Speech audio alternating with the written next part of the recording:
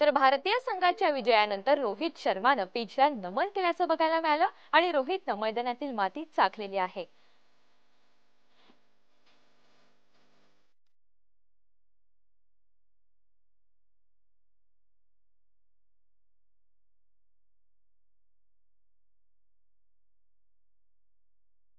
दरम्यान T20 world cup जिंकताच hitman Rohit Sharma आणि विराट कोहलीनं आंतरराष्ट्रीय T20 मधून निवृत्ती जाहीर केली आहे. यंदाच्या T20 वर्ल्ड कप मध्ये विजेतेपद मिळवण्यासाठी आतुर होतो, आम्ही ती रेषा पार केली असं रोहित शर्मानं म्हटलंय. तर आता नव्या पिढीनं जबाबदारी स्वीकारण्याची वेळ आलेली आहे. हा माझा शेवटचा T20 वर्ल्ड कप होता असं विराट कोहली यानं म्हटलंय.